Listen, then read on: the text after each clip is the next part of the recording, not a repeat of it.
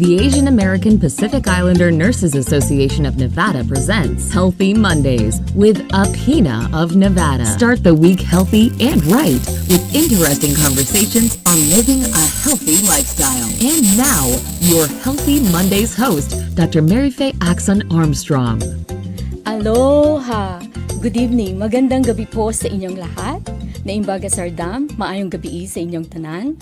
I'm yours truly, Dr. Marife Aczon-Armstrong, founding president of the Asian American Pacific Islander Nurse Association of Nevada and professor in nursing at Roseman University of Health Sciences College of Nursing. Maraming salamat po sa inyong pakikinig sa aming programa at patuloy na pagtangkilik sa Healthy Mondays. So I hope you survived the Labor Day weekend, and I hope you learned some tips about taking care of yourself, especially when you're camping and when you are doing barbecue. And remember, I focused on food poisoning, so I hope you keep that in mind. But tonight we have an equally important topic, a very sensitive topic that I think the Asian community and even other communities are afraid or hesitant to talk about.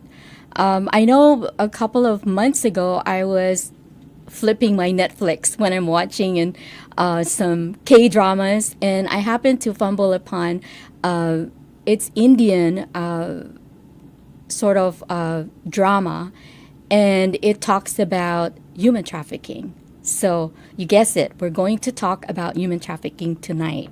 And I just wanted to introduce our guest speaker tonight. She's an expert. I usually have like a script about the topic, and my iPhone is not participating with me tonight. Okay, so I wanted to introduce Dr. Kathleen Timpson. She is an associate professor of nursing at the University of Nevada, Las Vegas, and she serves as the director of the Doctorate in Nursing Practice program and is co-director of the UNLV Community Clinic. Dr. Timpson was also one of the founding members of the Academy of Forensic Nursing in 2018 and the Forensic Nursing Certification Board 2020, and she served as the treasurer for the FNCB until October 2021. So I'd like to introduce and welcome Dr. Timpson. Hi, Kathy. Welcome to Healthy Mondays. Good afternoon, and thank you for having me. And would you like to say a few words about your humble beginnings or anything that you want our listeners out there to learn about you or to know about you? Well, I think the thing that I'm most proud of is that I've been a registered nurse for 46 years.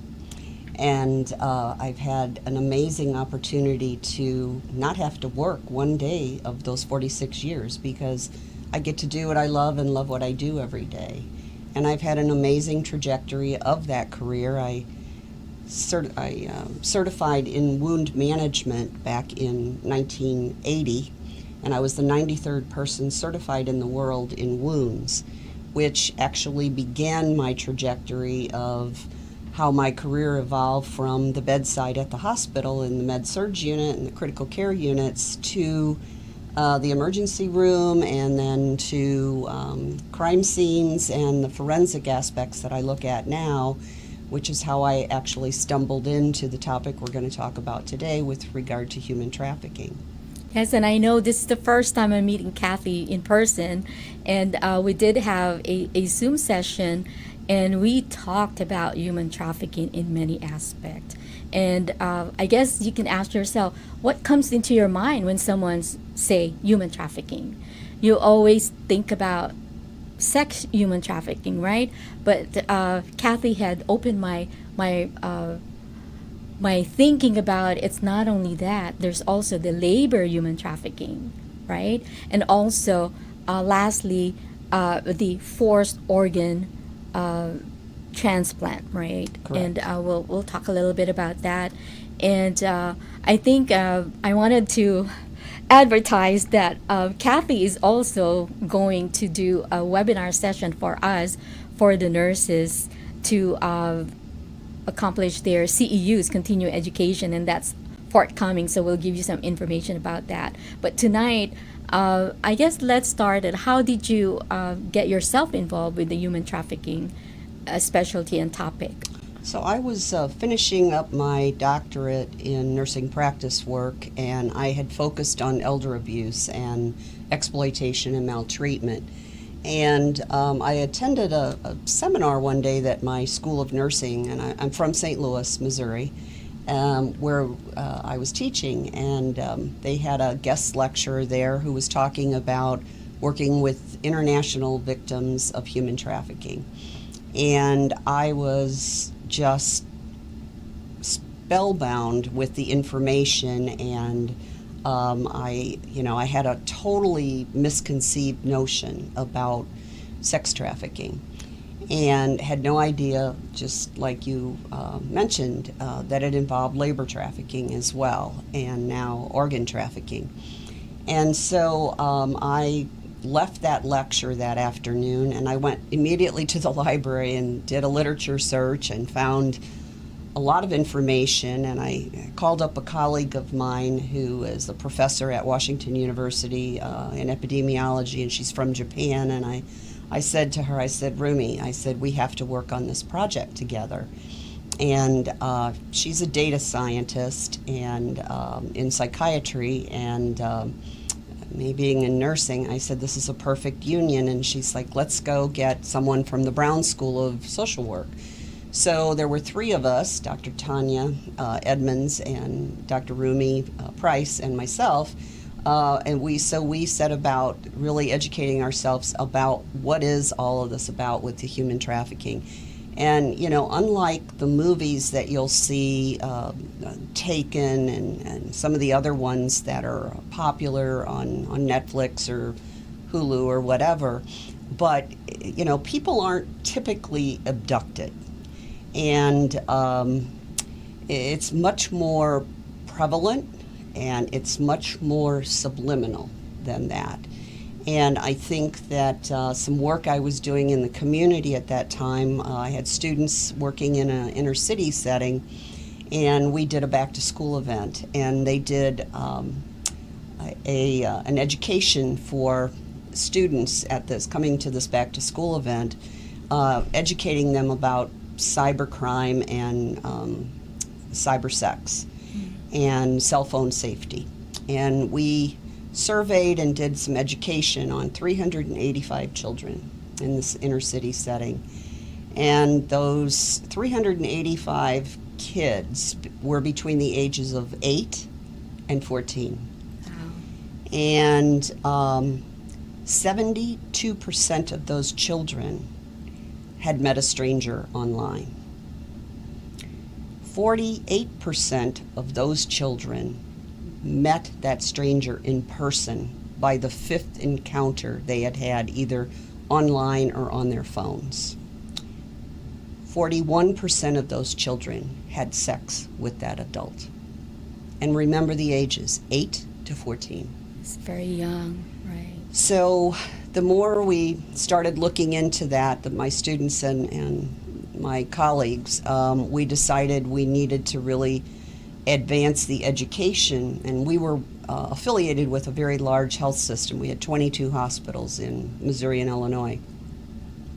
So we set about creating a collaborative network, and over a 5-year period, we recruited over 400 organizations to join this collaborative and be involved in either education, involved in the research, or the training and advancement relative to getting people some sort of assistance and support and a recovery program.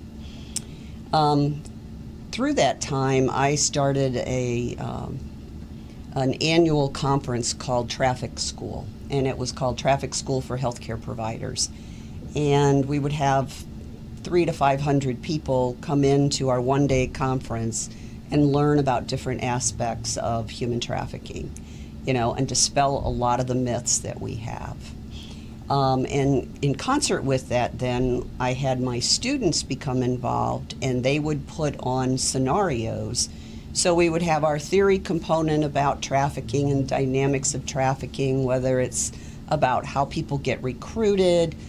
Maybe I remember one of the sessions was about some of the language that's used and some of the vocabulary, and we felt that that was important, that nurses and doctors, therapists understood the language, so if they heard some of this terminology, they could pick up on the fact that this was probably a trafficked individual. Because at that same time, we were really trying to dispel a lot of myths about people with tattoos are all trafficked, right? That's right. And that's impossible to think that way, but we did think that way back 5 to 7 to 10 years ago, and now we know that having a tattoo does not mean that you're trafficked. Almost everyone have tattoos now. Exactly. And even if it's a little one here, and some they have all in arms. And in nursing now, some facilities would ask the students to cover it with their long sleeves, right? Right. But there's an article that I think a while back, maybe early this year, that some facilities are now going to allow it, because even the patients themselves and families have tattoos and they're intrigued by it. So I think that it's important, and you mentioned about some language, and I think it's also equally important for our parents, family, guardians to be familiar with those language so then they can pick it up. And I think now there's a mechanism for parents and guardians to lock the phone or even the TV, so then you can monitor the children of what they're watching, and you can monitor who are they talking to, both on their cell phone and also both on their laptop or computers, right? Absolutely, and you bring up a really interesting point that takes me back to, I guess it was about 2016 or 2017. I was in Denver at a Sheraton hotel. It was a lovely hotel downtown Denver, and it was a forensic nursing conference. We had been there about a week, and so the hotel knew, they knew what the nature of our work was, whether it's, death investigation or sexual assault, strangulation, whatever. So they knew that we were involved in some fairly violent kinds of behaviors. So I brought a student with me to that conference, and we went to eat and came back in the evening, and we went to go up the elevator, and you had to have your little key card to activate the elevator. And there were two children that were inappropriately dressed. It was October, November, and it was kind of cold outside, and they both were dressed in shorts and didn't have a jacket on, and they just seemed really out of place. And they weren't well groomed either. And so I said to the one little boy, he looked about 8 or 9, and I said, where are you going? And he goes, we're trying to go upstairs, but this elevator isn't working. And I said, well, where's your key? And he said, we don't have a key. And I said, you don't have a key? And I said, who are you here with? And he didn't answer me. He just kind of clammed up. And I said, well, and then I thought, well, maybe they're afraid or whatever. So I said, what floor are you going to? So he pulls out a piece of paper out of his back pocket, and he starts reading it. And because I'm a nosy nurse, I looked over his shoulder, and I was reading this and realized it's an email he got from someone. And it said, thanks for playing this game on Xbox or PlayStation, whatever it was. And you are officially named a winner, but you have to come to this Sheraton. And it gave all the information about coming there and going to the 5th floor to room XYZ, whatever it was, to claim your prize. And he hurried, and it gave him directions not to talk to people, don't tell them where you're going or anything like that. And I thought, oh, this is not good. So I said, come on, we happen to be going to the same floor. Our room was on that same floor. So I said to my colleague, I said, why don't you go to the room, and I'm going to go get a Coke out of the machine and some ice, because I wanted to make sure that one of us were following these children to see that they got to the room. Mm-hmm. And so when we ended up meeting back at our room, I said to her, something isn't right here. I said, I'm going to call security. I said, I think those kids are in danger. What room did they go to? So she told me. So we called security, and we were actually checking out the next morning, and it was about 4 o'clock in the morning when we checked out, and went to the desk, and I said, so is the head of security here? I said, I called in last night this concern, and I was just following up to see what was found. And they go, oh my gosh, you were the ladies that called in? I said, yes. And they said, you won't believe this. 26 children between the ages of 7 and 11 were found in that room with 3 men over the age of 35, and they were being filmed doing sexual acts with each other. Oh my. And I said, oh. So the head of security came up, and he's like, Sheraton Hotels takes this human trafficking very seriously, and they were exploiting these children, and they were going to traffic them in porn. And it drove home to me how we safeguard their phones, and we're checking them, and we look at when they're online, but we don't worry about them when they're playing a game. And they're meeting all these strangers in those games. So the more I was getting involved with understanding the dynamics of trafficking, which to prosecute a case of traffickers, and those are the people, or pimps, we might hear them called if you're talking about prostitution, but it's the same thing. We're exploiting people through force, fraud, and coercion. So you have to demonstrate one of those mechanisms in order to prosecute someone for the crime of human trafficking, which is very difficult.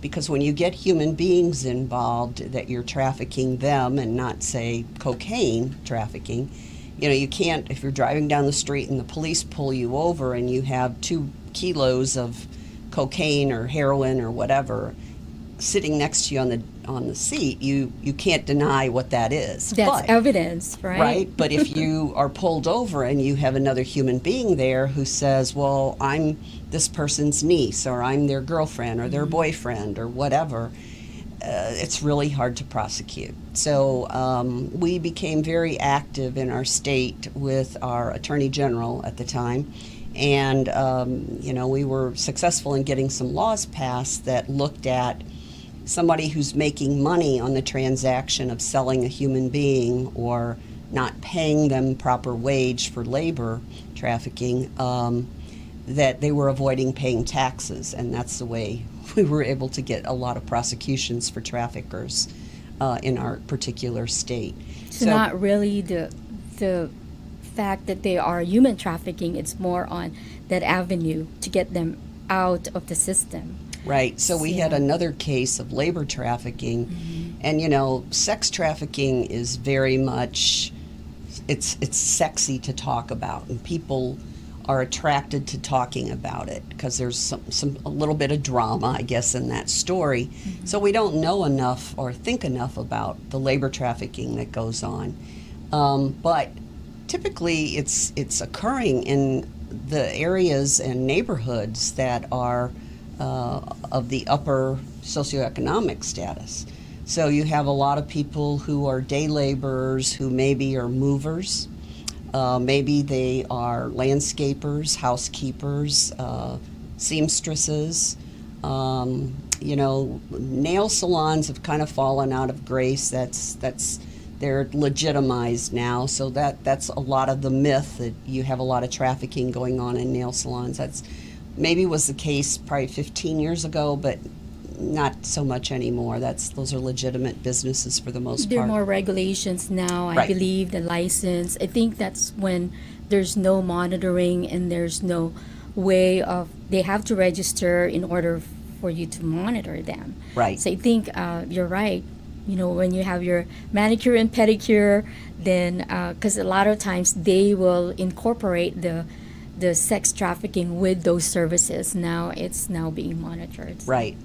So, so then the other aspect is this labor trafficking. So we had a fairly large situation, a big case that happened in that a construction company was shut down by federal agents who got a tip from, it actually turned out was one of my students. She was in our nursing program. She was working on the human trafficking education, which we're putting on this annual seminar. And she would, on her downtime from school, she was an ambulance attendant, an EMT. And she was on a run to go pick up a fella who had lacerated his leg with a saw and was hemorrhaging. And when she got him into the ambulance, the man's boss came over and tried to give her a couple $100 to fix it right on the spot. And she goes, I can't fix this. He's probably going to lose his leg. That's how bad the laceration was. He needs to go to the ER, right? Right, and she said he's got to go to the emergency room. And he was pleading with her, throwing more and more money on the floor of the ambulance. And she's like, we got to go. So she closed the door. And the man was a little enough coherent that she said to him, you know, your boss really cares about you. And he goes, no, he doesn't. And they had another fella in the ambulance with him, and that guy goes, he's right. He said, they don't care.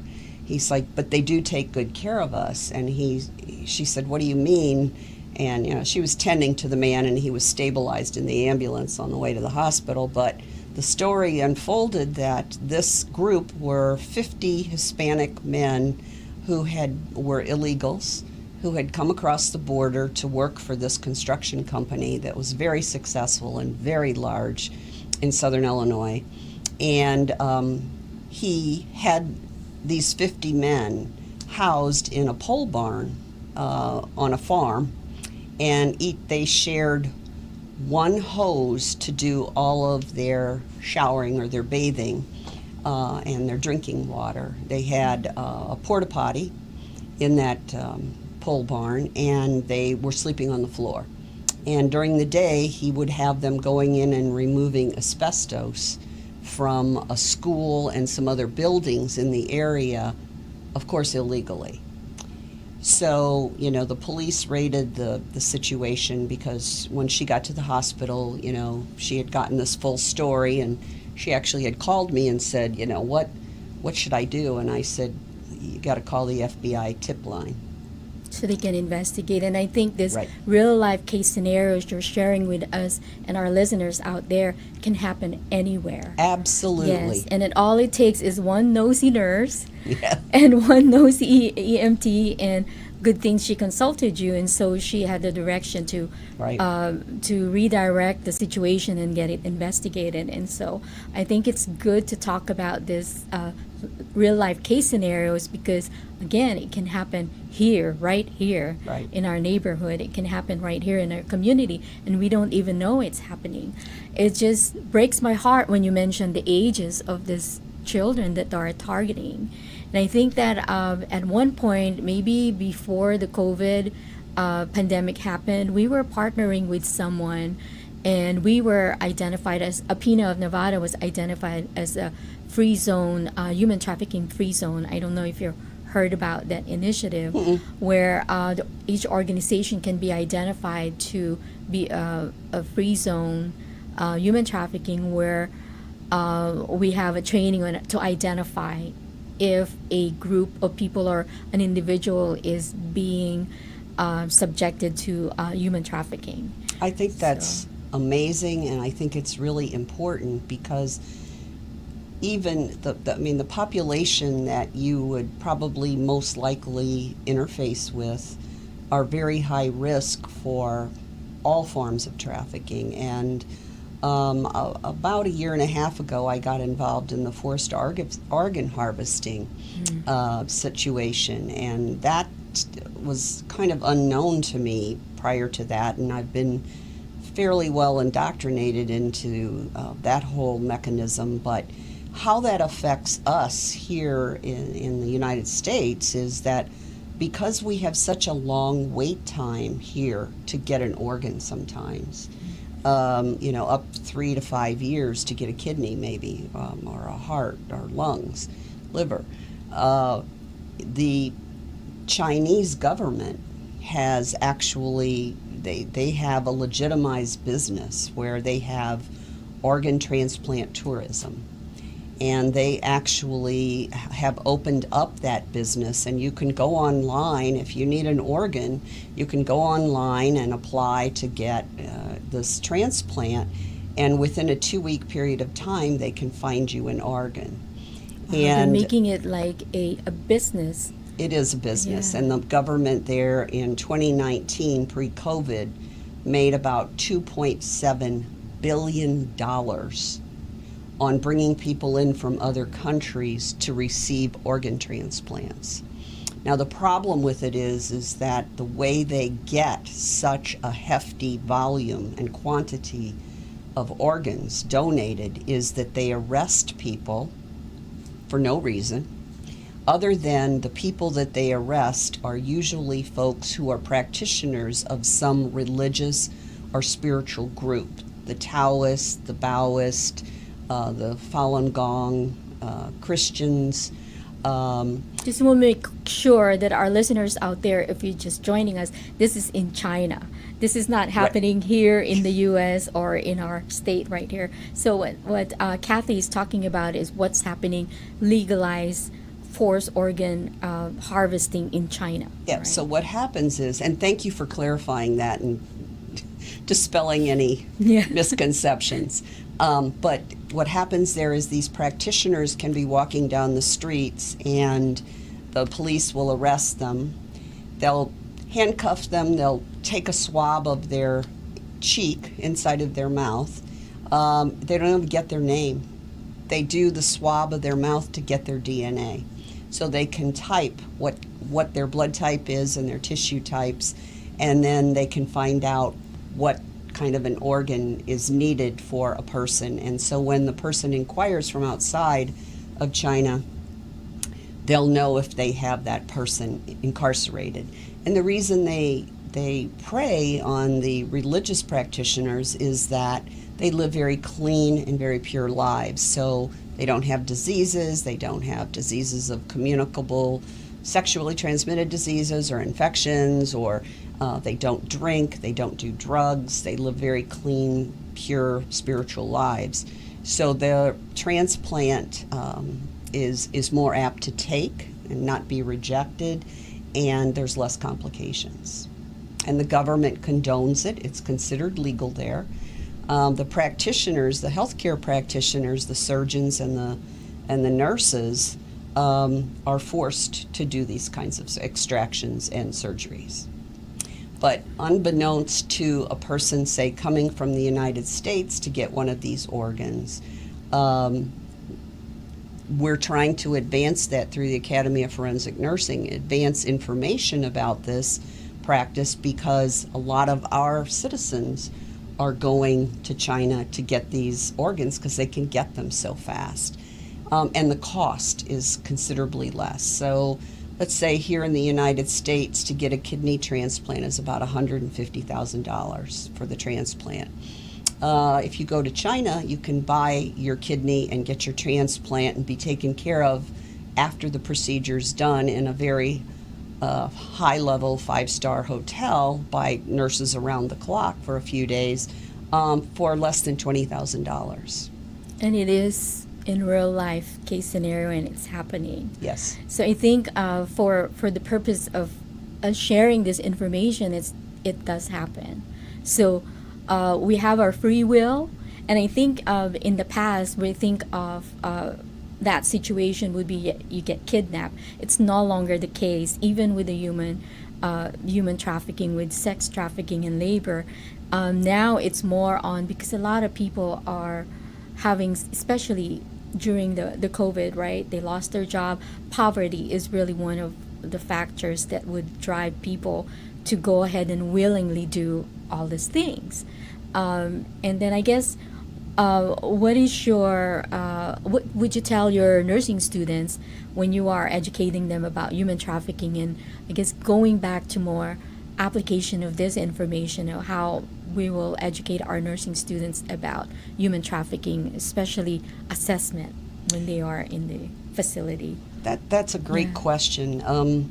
There is, we worked with a lot of survivors, and those survivors told us, and this was also validated in some literature in 2018 relative to the fact that 83% of trafficked individuals present to the emergency room at some point in time. And typically their hair is falling out, or they're severely malnourished or dehydrated. There's a whole set of clinical symptoms and signs that people present with. So we provide that information to our students, and it's built into the PowerPoint that the folks at Roseman will be getting in the next couple of weeks, or next month rather. The other thing that we talk about, which is really important, is about educating our patient, the victim, even if it's a suspected victim. You want to be sure to inform them that there is help, there is support out there for you, and give them that information. Now, those victims may not always leave what they call the life, and that's part of their vocabulary, leaving the life of a trafficked individual, because they may know that someone else that is being trafficked is in danger. So it's important to educate our patients at the time of the care encounter about what support and help is available to them. They may not leave at that point, but they know where to come back to that's safe. Just like your organization, you let people know that it's a safe place to come and that you will help them get to some safe refuge or some safe place, Resources some temporary out there. shelter, Yes. right? And so we really don't want to try to rescue people. Rather, we want to empower them. And that's a really important concept when you work with victims or survivors of any kind of trauma, is that you are empowering them to be in charge of their life. And that's part of what we also teach our students, not only about the dynamics of human trafficking or whatever the situation is, but rather we really try to teach them about trauma-informed care. So the victim, empowering them is more on helping them to understand that they are still worthy as a person. Correct. Because if it's already happened and they're already in the process or in the system, they're already unclean to them to think for themselves that they're already unclean. I might as well just do this, and empowering them that this is not the life. This life is not something that you have to live with, and that you are worthy. You are worthy as a person, and that you can get out of this kind of life. And I wanted to share, when the first time I went to Uganda, Africa as a mission trip, one of the member from our church, part of our team, found out that there is a church that helps people who are in the human trafficking, the prostitution. So she went with another person and went to that church, and it is like a hut where there's the ground, dirt on the floor, and she sat with them, several of them who came to that service, and prayed with them. And for some reason they know how much Ugandan shilling she has, and she said, how much does it take for you to live this life?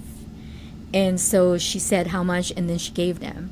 And then she went back to our mission trip, and I said, oh, okay, just to understand that they can't get out of that life with just one time, and with the shillings that you gave, it takes a while for them to really break out of that life that they got put into or forced into. Or maybe it's not forced, maybe the poverty itself got them to that situation. Most of the victims, when you look into the victimology profile, they are vulnerable people. Mm-hmm. They have usually come from a place of trauma. And here in the United States, one of the things we're talking about is adding another vital sign, and that is to take your ACE score, your Adverse Childhood Event Score. Mm-hmm. And that was a big study done in the 80s by a physician by the name of Folletti, who was working with obese patients who were losing weight, but they'd all gain weight back. And so what he came to wanted to understand was, why were they gaining weight back? And 100% of those patients had adverse childhood events, of which he classified them into 10 different domains.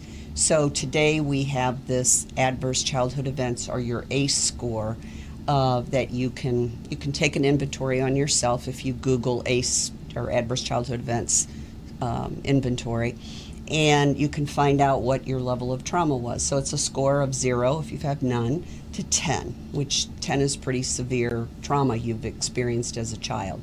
And we have to remember that your nervous system, or your neural development of your brain, takes place before you're age 5. So things that are traumatic and bad that happen to you before that age really hardwire you to being extremely vulnerable and to having more maladjustments emotionally.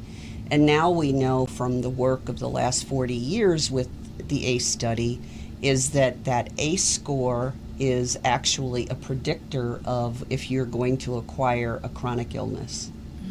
And so that's why they want to put that into our vital sign assessment, just as important as your blood pressure, your BMI, your height and your weight, etc., as an indicator for chronic disease. So that's a way that we can detect early signs of, or your risk, your high risk for having this. Correct. So I want to go back to when you say before 5 years. So that's that adverse event in your life before 5 years. It's really already embedded, but you won't remember exactly what happened, but it's already hardwired. You said it's already in here that something happened before I was 5 years old, and that triggers some negative feelings or some negative self-image with that Within individual. within Yes. yourself, yes. And you just can't explain it. And I guess with therapy, then our father of psychology, when he said about an ego, superego, that's there. Something happened in your childhood that's why this is what's happening to you. Correct. Yeah. And so when we talk to students or whoever we're talking to about this trauma, we talk about that as the neurobiology of trauma, and that really impacts how people react when they come into either being cared for or maybe when they're arrested. And so as a result, a lot of people don't act the way we think they should act, and part of that is that they've been conditioned to live through trauma and survive it. So it's like not a big deal. So then if we judge people who are, for whatever reason, got sucked into this human trafficking, it's easy to judge other people when we don't know what's happened with them. You're absolutely Yeah. correct. So there's so many things we can talk about human trafficking, and I'm so glad that you're here with us to kind of clarify some of the myths and also the reality that it does happen, and it could happen here. And sad to say that it could happen to anyone if we're not aware of what's happening or the signs and symptoms or the risk factors around us. Correct. Well, time flies when we're having fun, Kathy. That's my cue. So I guess, I always ask my guests, what would be words of wisdom that you wanted to share to our listeners out there regarding human trafficking? I think be aware that it occurs underneath our noses and right in front of our eyes. Volunteer with a reputable organization who is committed to working with survivors. Don't judge people. And make sure that you're looking after your children or your grandchildren, and you're asking them questions about who are they playing these games with, or who are they talking to online. And social media is a whole nother topic about how you can get into this besides cyberbullying, but The scammers. recruitment happens. So just being aware, and Yes. thank you for your attention to this topic today, and hopefully there'll be more discussions about these kinds of things. And I'm looking forward to our webinar session that we're doing in, I believe it's in I think it's October. October, isn't it? Yeah, yes, yeah. October. So thank you so much, Kathy, again. Thank you, PHLB Radio, Johan and Flora, for giving us this platform to share this important information to our listeners out there. So we have more topics for this September. So keep watching us and thank you. Maraming salamat sa inyong pagtangkilik sa aming programa. And remember, our listeners out there, remember, every Monday is a healthy Monday. Aloha! The Asian American Pacific Islander Nurses Association of Nevada has just brought you Healthy Mondays with AAPINA of Nevada.